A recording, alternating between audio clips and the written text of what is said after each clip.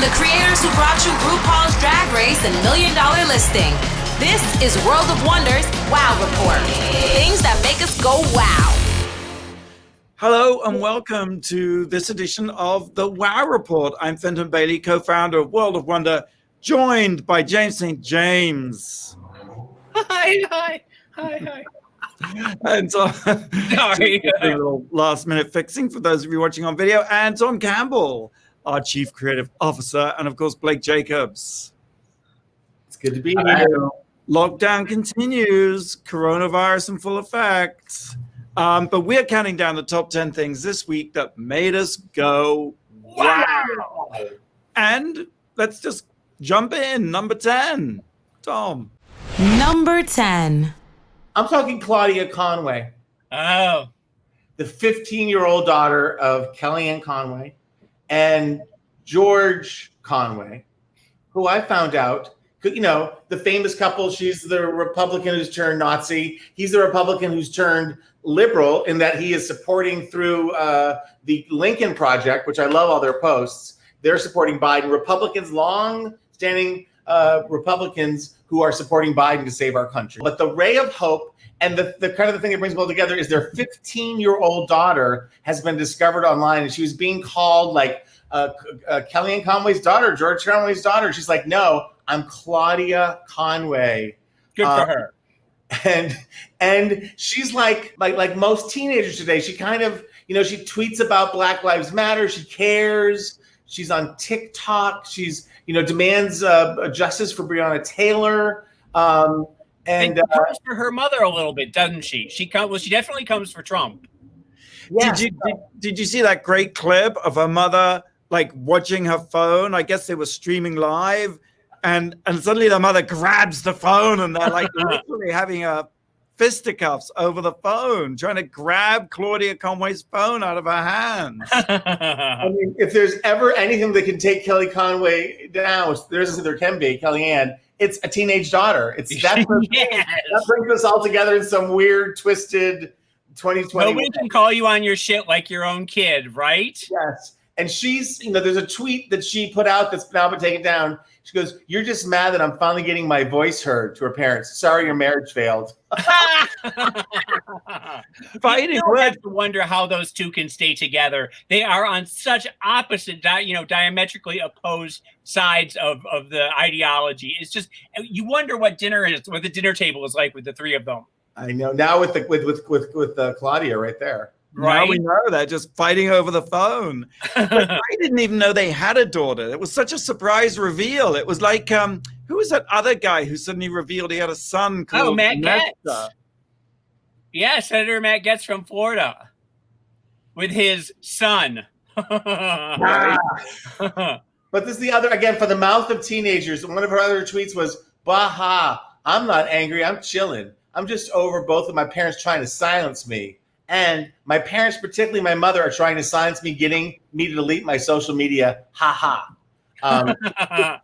It's just delightful. And, you know, everybody now is a star for, you know, an hour and a half. And this week it is Claudia Conway, who reminds us that, again, there's no power, nuclear, solar, you know, religious, stronger than that of an angry teenager trying to defy her parents. Well, you know, we haven't had a Resistor of the Week for many months, so let's make her the Resistor of the Week of the month. Yeah, we need more resistors, and more of them should be teenage girls. Because remember, it was the teenagers that took down Trump's rally in Tulsa, the TikTokers and the K-pop stans. So I think this generation is going to be okay. I think the kids are all right. Thanks for reminding me. Claudia also is behind some TikTok mission to give 1-star reviews to Trump hotels.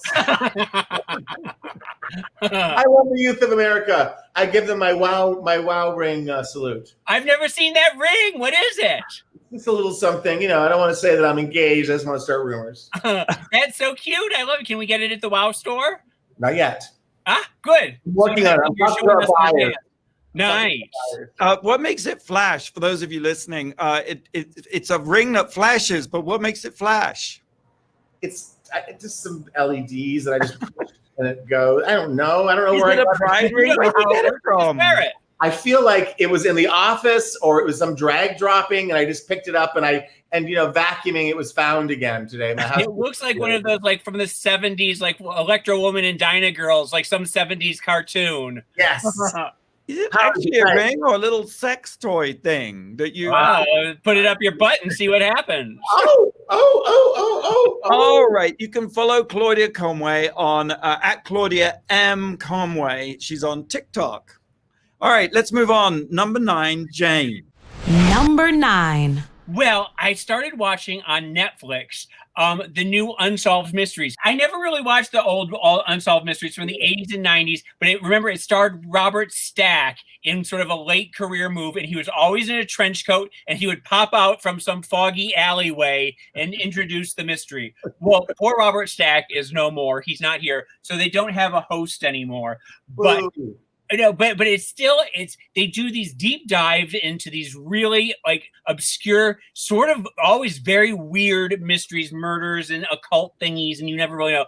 The first one is this guy. It's such a crazy story. He's at home with his wife, and he gets a phone call, and he picks up the phone, and he says, "Oh," and he races out the door, never to be heard of again. And nobody can trace the phone call. Nobody knows where the phone call was from, who he was calling, what was going on.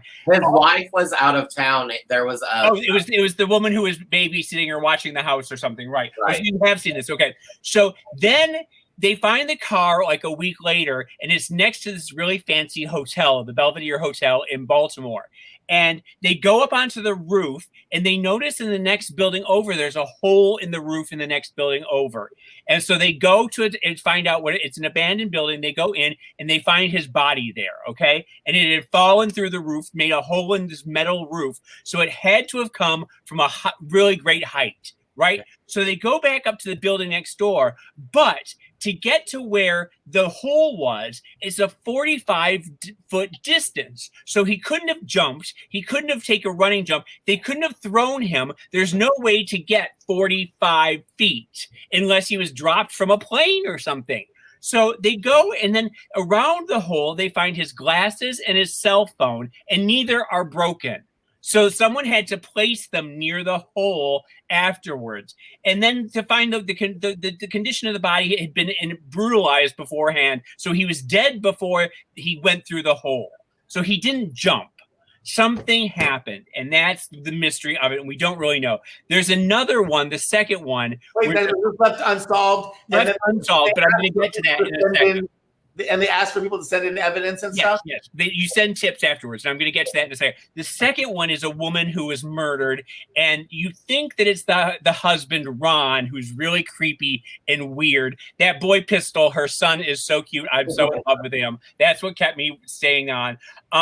But he's very creepy, and he's sort of the new Carol Baskin. If you go on Twitter, he is the one that everyone is like, he did it, he's going down. Well, he asked them to, like, when they found her, to like lay her bones out as if she was still like, because they found her like way after the fact. So they found all her bones, yes. Right. And he also sleeps with her ashes every night like a teddy bear. And the minute she died, remember, he changed all the locks to the house so the son couldn't get in the house anymore because he hated the son. He's very creepy and weird.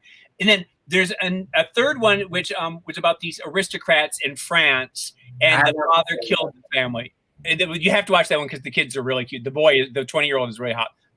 The production value, I have a question, because there was an Unsolved Mystery shot in my hometown of Newport, New Hampshire, because there was a character, Judge Fairbanks, who bankrupted and was these terrible things. And they shot it in Newport, and they used a lot of the people from the bank and my hometown to play the extras. Do you get the sense that these recreations take place with the real? It's Netflix money. There's definitely Netflix money behind the show, and there's lots of fabulous drone footage, and it's all done very, very well. So yes, I can see them doing it. They don't do a lot of cheesy reenactments, really, like the old one did, but what is done very well. There's another one in the Berkshires. There was a famous UFO sighting, alien abductions in the 60s. It's a really good episode. But interestingly, since this is debuted and it's gotten all this Twitter love and everything anything like that. They've gotten all these credible tips and they've reported them to the FBI, and it looks like a lot of these are going to get solved. So it's not my cup of tea. I don't usually watch these types of shows, but I'm hooked on this. I'm definitely. It is my cup of tea, and this is only volume 1. So hopefully they'll do some updates when volume 2 comes out. So is it one unsolved mystery per episode? Yes. Yeah. And like I said, each one is such a crazy, crazy story. There are 6 episodes in this first one, and each one just gets crazier than the last. Wow, because there's been so much buzz about it online, and I was reading about, I guess this was the previous series, where one of the great stories was a spontaneous combustion story. I remember that one. I do remember that. Right? Yeah. I remember it was always on in the afternoon before the soap operas. So this is definitely Netflix money, like I say, and it's done in Netflix style. And the stories that they choose, each one, you find yourself just your jaw dropped. You're so like, what? And it's like, what's going to happen next? It's like a little making of a murder episode every episode. Fantastic. All right, going to move on to number 8. Number 8. Hot read. It's been 7 years. I didn't realize this. 7 years since Kevin Kwan published Crazy Rich Asians. Kevin Kwan? No, Kevin Kwan was the makeup artist. Kevin Kwan. Kevin Kwan. Oh, okay. Not Kwan. Right. Kwan. Kwan. And, I remember when that book came out 7 years ago, and it took a long, it was bubbling around for a long time before it suddenly sort of exploded. I guess really it was when the movie came out. Anyway, James, I'm reading Sex and Vanity. I have to say I'm being a bit lazy. I'm reading the audiobook, or the audiobook is being read to me.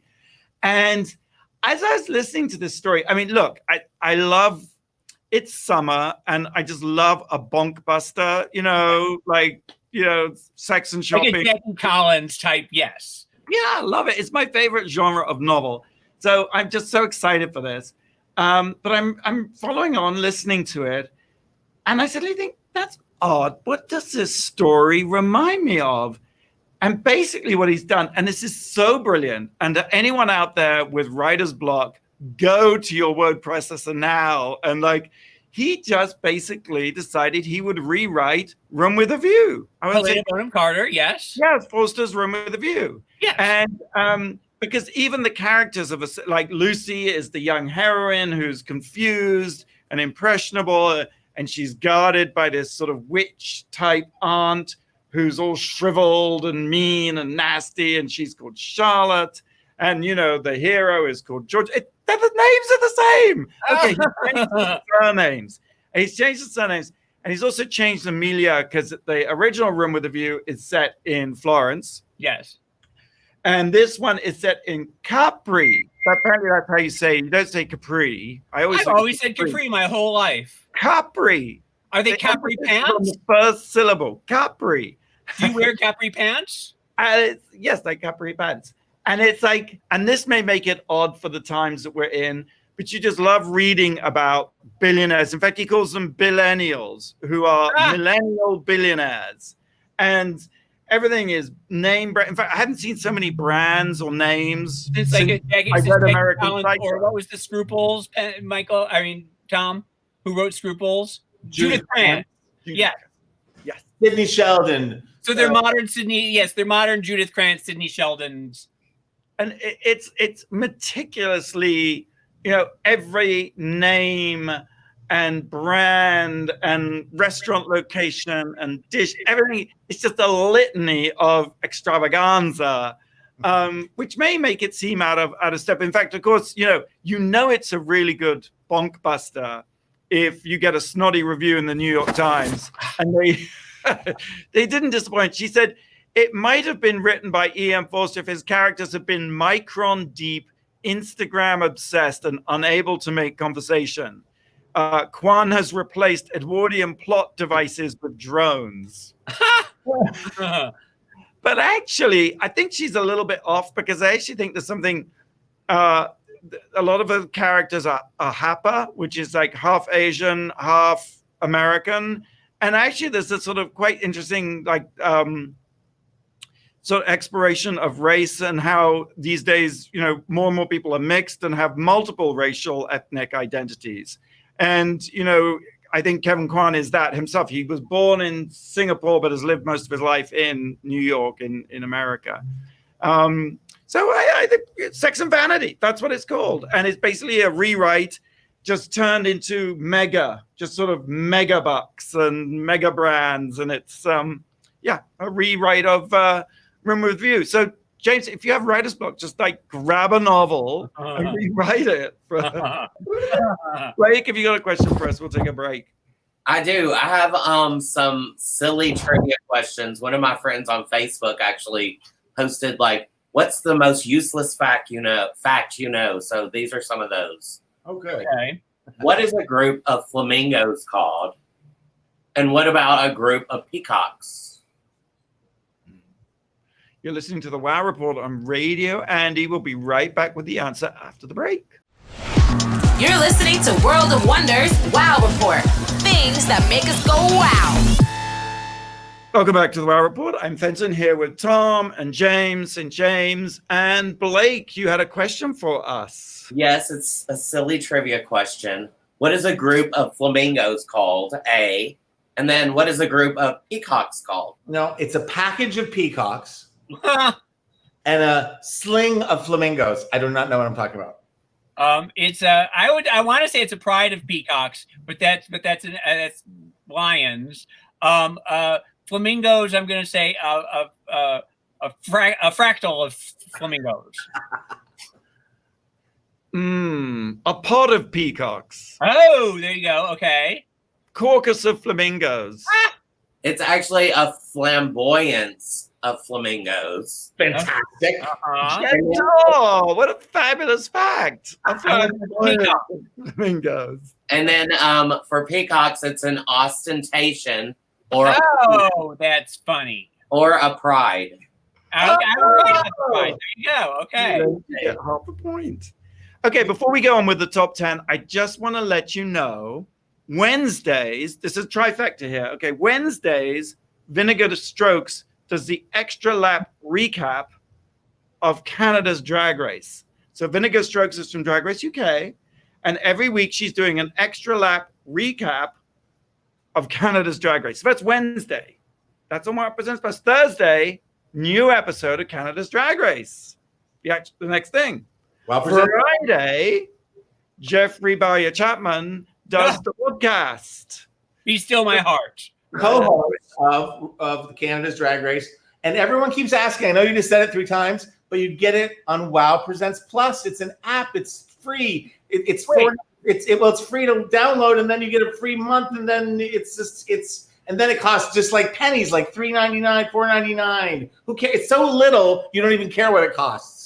Wait a minute, Jeffrey Bowyer Chapman's podcast is on Wow Presents Plus? No, James, it actually isn't. That's just a podcast. But it doesn't matter because on Wednesday and Thursday, Wow Presents Plus is your place for the Vinegar Strokes extra leap of the previous episode. And then Thursday is the new episode of Canada's Drag Race. And then the next day, you just listen because you've just been visually overstimulated to Jeffrey Bowyer Chapman's podcast. I do want to point out that I was on that podcast last week, so I want you to try and figure out where it was so you can go and listen to it because I'm absolutely just scintillating as always. It's where all podcasts are sold, James. It's a side of James you Yes, a whole new James. All right, let's keep counting down the top 10 things that make us go, wow. Number 7. Number 7.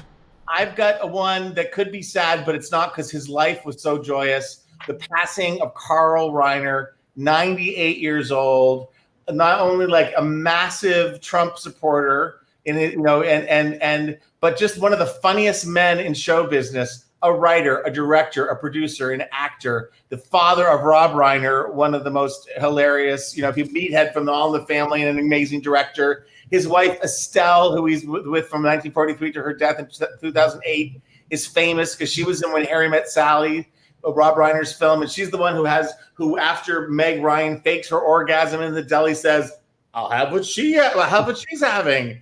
Just iconic moments. There's too much of a career to talk about. He was the creator of the Dick Van Dyke Show. He originally wrote it for himself, and they were like, "We don't really want you," so they put in Dick Van Dyke. But he was a co-star on it. He was the producer. Alan Brady. It was a very advanced show, kind of very 30 Rock, about the writing of a TV show, a talk show, a variety show. And Alan Brady, played by Carl Reiner in occasional appearances. CBS last Friday showed 2 Carl Reiner episodes of the Dick Van Dyke Show on prime time that they colorized. What a gem the Dick Van Dyke Show is. It's like beautiful comedy plays, just beautifully acted, beautifully written. The word. And how beautiful was Mary Tyler Moore in it? She was in her capri pants. And shot in the Camelot Kennedy years, and the hair and the clothes and the men's suits and everything that's exquisite. It was the episode where Laura goes on a game show and she gets duped by this really slimy MC to tell a secret. And she says that he goes, "Does Alan Brady wear his toupee at home?" She's like, "Oh yes, he wears it everywhere." She's like, "Ah!" She just revealed that Alan Brady had a toupee. And there's a masterclass scene where she comes to timidly apologize and save her husband's job, and he's sitting there with all these with different toupees on them, different. Like, he goes, "That's my Alan. You need a haircut toupee," and "That's my Alan. You're losing your hair toupee." Just genius. And I just want to shout out again. Not enough time to talk about him in this segment, but if you probably know him if you don't research. But he directed 2 different movies, 20 years apart. He directed many more. He directed probably like 25 movies. But 2 of my favorite movies for very different reasons. He didn't direct. He wrote the script to The Thrill of It All. James, that Doris Day movie with James Werner, and she becomes a soap spokesmodel. And then there's this scene in the pool where it all fills up with the bubble. Yeah, the frothiest, funniest. It ends with her going through a car wash. I mean, it's just everything I love in comedy and a Doris Day comedy. James Garner is the husband, right? So beautiful. Yes. So handsome, yes. And then in the 80s, he directed he did a lot of Steve Martin movies. He directed Steve Martin and Lily Tomlin, and one of my favorite movies truly of all time, All of Me. Do you remember All of Me? Yes. Uh-huh. Lily Tomlin is like this eccentric rich woman, bitter-old woman who wants to live forever. So she's got this Raji guy to like she's going to die and her body's going to go into Victoria Tennant's body, who happened to be Steve Martin's real life. And it's kind of a whole quack thing. But when it happens, Steve Martin's there. He's an unsuspecting person, and her body lands in his body.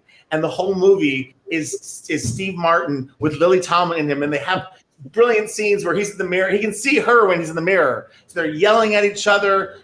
He'll want to go one way, she'll want to go the other. It was a physical comedy, and the very end, they fall in love, and there's a shot of them dancing, just in love with each other, but just him all by himself, but it's both of them. And I want to point out that 3 of my all-time favorite movies he made back to back to back. He did The Jerk, he did Dead Men Don't Wear Plaid, and he did the Man with 2 Brains, and or the Woman with 2 Brains, I think it was. And it was he wrote all of them, and they're just some of the funniest Steve Martin movies of all time. He also did Your Show of Shows, which was a seminal 1950s TV show. That's what he was sort of most famous for. But then in his later years, the last 5 years, he's been on Twitter, and he has been so anti-Trump and killing it. And he's so funny still, right up until the end, right up until 98. He was just living his life, and he was just, that's the way to go out, 98 and still full of piss and vinegar.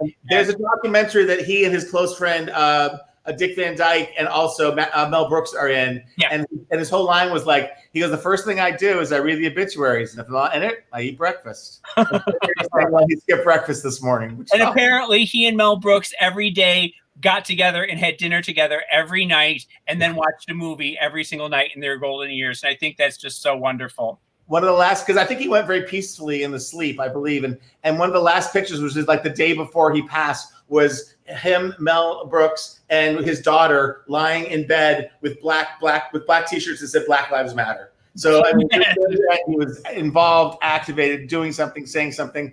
And the gift of making people laugh makes me want to cry, because it's such, laughter to me is like godlike. I love to laugh. For 70 years, he was on top of his game. That's just, who can have a 70-year career?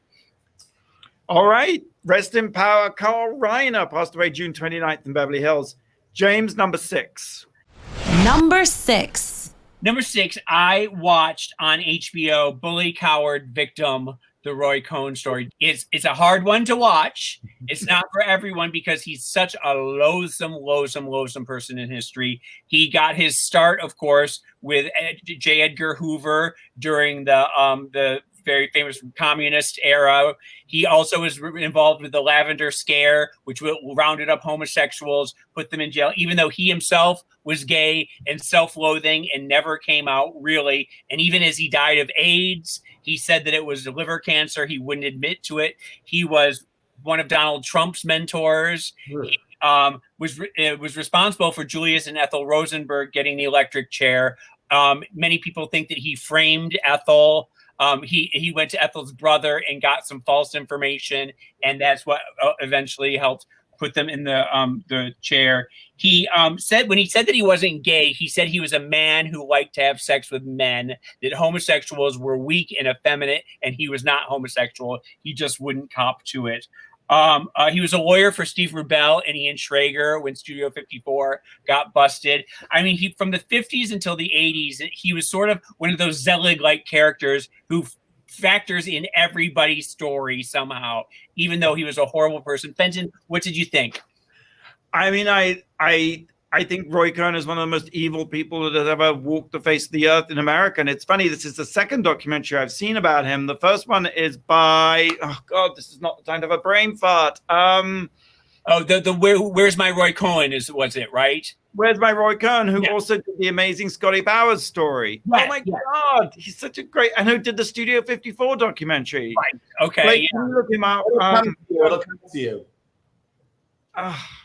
Well, one of the interesting things is the person who directed this was a woman named Ivy Meerpole, who was Ethel Rosenberg's Julius and Ethel Rosenberg's granddaughter. So she definitely had an axe to pick. She definitely had a reason for doing the documentary. Given the fact that the director is a descendant of I was surprised how even-handed it was, and it didn't vilify him the way they could have. It was sort of, you presented a lot of different sides. And Matt Tyrnau's documentary as well about Where's My Roy Cohn is similar. I mean, this man is so evil, and I just feel that both documentaries are almost not apologetic, but balanced or something in a way that balance is not called for. This is the architect. This is definitely the man who shaped Trump. And who Trump actually famously abandoned in the last, when he had AIDS, yeah. But my God, what an awful man. And it is a tough watch because you cannot believe the effrontery, the hypocrisy, and the lies all delivered, and the lives that he ruined and destroyed. I mean, when you think of not only the communist scare in the 50s, but the Lavender Scare, like just the amount of innocent people that went down because he was either, self-loathing or just he was just such a hateful person. Yeah. Or just evil. I mean, I guess some people are just corrupting influence. And I think that Trump and him are birds of a feather in that respect. Yes, definitely. All right, Bully Coward Victim, the story of Roy Cohn. And by the way, that's Bully Coward Victim. That is what is on the AIDS quilt. Yes. I thought it was a great detail. Yeah, it was someone when Ivy went to go to the AIDS quilt, the first thing she saw was that it was a square that hadn't been built yet. And it just said, Bully Coward Victim, Roy Cohn. That was what it was where his quilt was going to be. Yeah. That's streaming on HBO Max. I'm going to move on to number 5. Number 5. Something also uber creepy and dark. It's a docuseries on HBO, I'll Be Gone in the Dark. It's the story of the Golden State Killer. He was also known as the East Area Rapist or the original Night Stalker. And I think he raped something like 59 people and then murdered 10 of them. And it went on until just a couple of years ago, they solved the case and arrested the guy. But he was on the loose through the 70s. And this is the story of Michelle McNamara, who was a true crime obsessive. She had a podcast called True Crime Diary. And she got really interested in the case. And she ended up writing this book all about the Golden State Killer. And then tragically, she died before the book was complete. She was married to Patton Oswalt, the comedian. Oh, right, yeah. Yes. And she very tragically passed before the book was complete. He stepped in, and with the researcher, they finished the book. The book came out, and something like the next week, they arrested the Golden State Killer. So it's an incredible story. And Liz Garbus, a well-known documentary director who did The Farm, Ghosts of Abu Ghraib, What Happened, Miss Simone. Oh, that was a good one. That was amazing. Yes. Yeah, she's directed this miniseries, and wow, only 2 of the 6 episodes are streaming just now, have only been released so far. But oh my God, it's so creepy and it's so good, and it's this layer that she's telling the story on the one hand of the killer, on the other hand of Michelle McNamara, and also of Patton Oswalt's bereavement and tragedy. It's really. It's chilling, and it's so, it never ceases to amaze me how documentaries have become really almost better than feature films, in a way. There's this great thing about The Night Stalker was that he would sleuth, he would study his victims and really case out their territory. He would go into their homes before he attacked them, fix windows and locks, and just really creepy shit. And they just brilliantly capture this by shooting the most banal backyard scenes at night. But as lights move, the shadows lengthen. So you just feel this like intense, creepy presence. I've got to say, I think that one of the things that changed the documentary game forever was the way that Netflix, with Making of a Murder and everything, breaks it. You can expand it as long as it needs to be. There's no real structure to it anymore. And once you open it up, like with this, it really gives you time to like ease into the horror of it all. Yes, that's so true. That's so true. So that's I'll Be Gone in the Dark on HBO and HBO Max. New episodes Sunday nights. Let's take a break. Blade, have you got more fabulous? I do. I have another silly trivia question. The distance between your earlobes is the same as the distance between what? The length of my dick. Oh, spoiler alert, James has ruined it. Okay. Oh my God. Cut that off. Andy will be right back after the break. You're listening to World of Wonders Wow Report. Things that make us go wow. Welcome back to Werq The World. I'm Fenton here with James and Sam and Blake. We are a flamboyance of flamingos, right? Blake, what was the question you had for us before the break? Yeah, I'm doing silly trivia questions this week. And so I asked what the distance between your earlobes is the same as the distance between what? Your hand. I think it's your feet. I think it's the front of your feet to the back, or the toe to the heel. I'm going to say my waist. It's your nipples. Really? No. Is that always the case? Yeah. Until you gain a lot of weight and they start to spread apart. I think the distance is wider. No, I guess. I think. Wait, hold on. This is something fun for everyone to do in their bathroom tonight. I just got stop touching my nipples now. They're plumb and level. We're counting down the top 10 things that make us go, wow. Reach number 4. Number 4. Guys, I sent you a link last night. I don't know if you have a chance to see it, but this week, I don't want to exaggerate, but I can't help it. I have received more joy from this one YouTube show than I have maybe enjoyed since the COVID lockdown for months. And it's called TwinsthenewTrend. It's these 2 young Black guys, the Williams brothers from Gary, Indiana. And they do something, they do reaction videos. And they're probably 20 if they're a day. And they sit and listen. They've started a few months ago, but they're really catching on. The first one I heard was they listen to huge iconic songs by artists that they've never heard of before. And the one I went to, my famous, is Jolene by Dolly Parton. And you know how we get a little crotchety in our old age about, oh, I can't believe young people don't know this or young people don't know that. The plus side of that is being able to witness someone hearing Dolly Parton's Jolene for the first time. Dream On by Aerosmith for the first time. Oh, yeah. That we just take for granted because they're played or they're on the radio. They did I'll think there's more, but the songs. What do you think? Tom Jones songs. I guess people in the credits, in the comments, say, "Why don't you listen to this? Why don't you listen to that?" And they do, but they sit there and they just light up and they love every moment of it. Did you happen They really love Jolene? They're just like, I love a story song. Oh my God! This morning they just posted listen to "In the Ghetto" by Elvis, and then it's like they're just listening and paying attention, and the look on their face and how excited they are.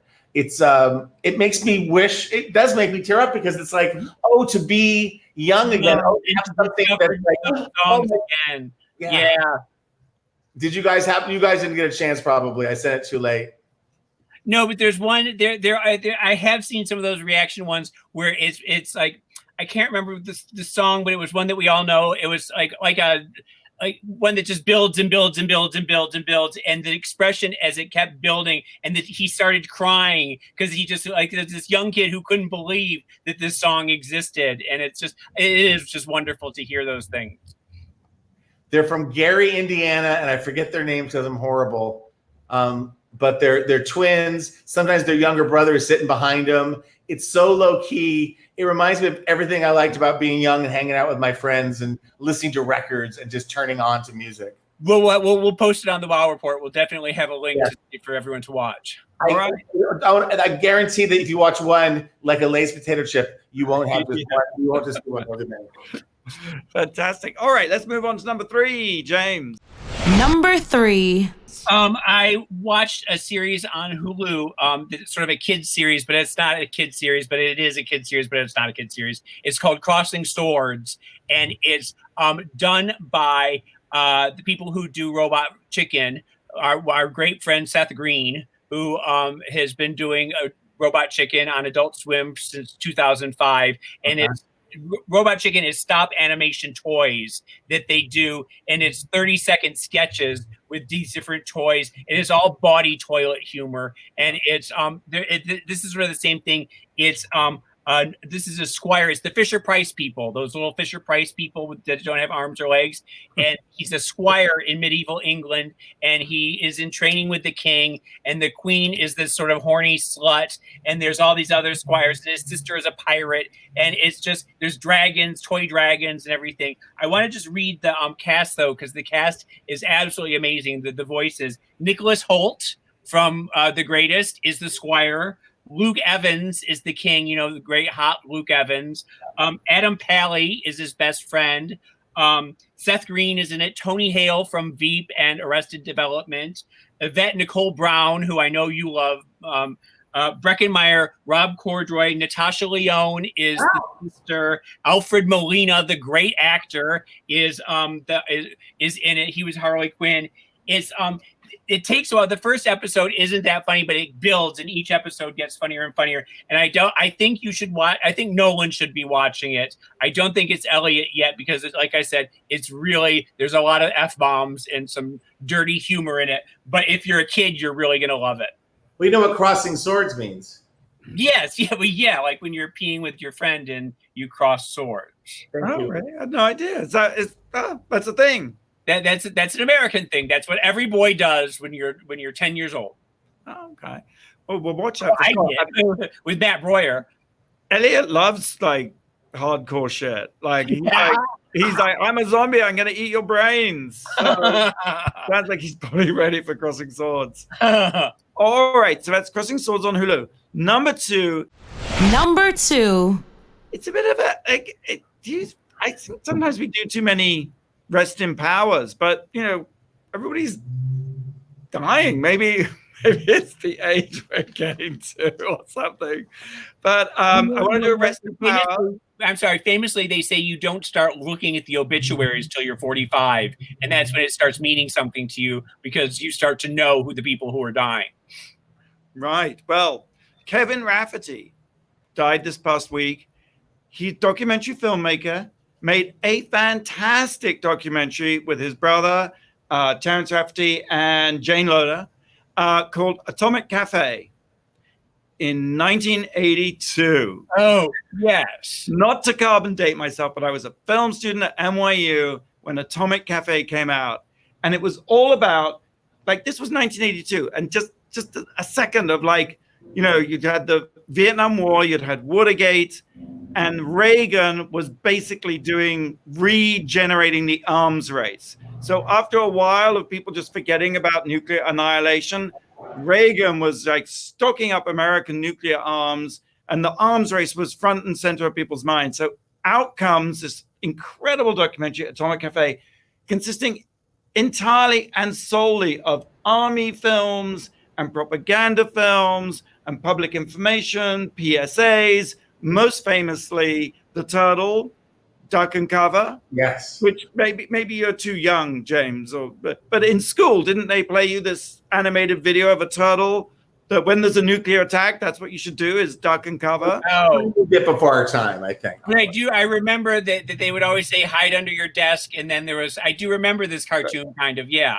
It was the school shooting threat of our youth was nuclear bombs. Right. And there's no narration, but it's all about that culture in the, well, I guess it is too young for you, in the late 40s, because I had forgotten that America exclusively had nuclear arms until I think it was 1949. And once Russia had them too, that's when everybody got really freaked out that were mutually assured destruction, nuclear air raid, nuclear bomb shelters. And it is this compilation of videos that is so funny. I do remember the famous daisy one where the girl is picking the daisies and then the Holocaust happens around her. Yeah. That was the Kennedy ad or something. They did tests. I mean, the other crazy shit they did is they did tests on soldiers in the Pacific where they let off bombs, nuclear bombs, tested atom bombs with soldiers like nearby. Was that sort of radiation rains down on them because they just didn't know the effects it would have. And these poor American soldiers were like guinea pigs. And it's blisteringly funny and just completely brilliant. And Kevin inspired Michael Moore to make documentaries. Michael Moore saw Atomic Cafe, called up Kevin Rafferty, and Kevin Rafferty came to Michigan and helped him make Roger and Me. Really? Yes. Now, did you ever get a chance to meet him? I did, because I called up Kevin Rafferty because I was at NYU and I was the assignment was make a music video. And the music video I made was Kraftwerk's Radioactivity. And I wanted some footage from Atomic Cafe for my music video. And you know what? Kevin gave it to me. Doesn't it? So sweet. And he also lent me his cutting room, which was in Soho. And it was like a basement. And I went there and wrote. And he was an amazing guy. Amazing guy. Check out Atomic Cafe. I think it's on Amazon Prime. You know, you can rent it. It's really brilliantly funny. All right, that's Atomic Cafe. Rest in power, Kevin Rafferty. Let's take a break. And when we come back, we'll reveal the number one thing that made us go, wow, this week. Wow. You're listening to World of Wonders Wow Report. Things that make us go wow. Welcome back to the Wow Report. I'm Fenton here with James and Tom and Blake. And before we reveal the number one thing, I just want to say tonight, 8 p.m., VH1, what is it, Tom?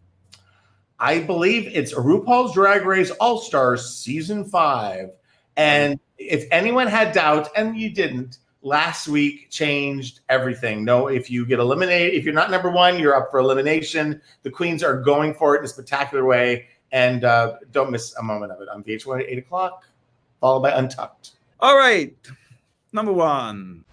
Number one. Very sadly, we lost this week. We lost Broadway star Nick Cordero, from COVID-19. And I don't know if you've been following the story. It's been something that is for the past couple of months.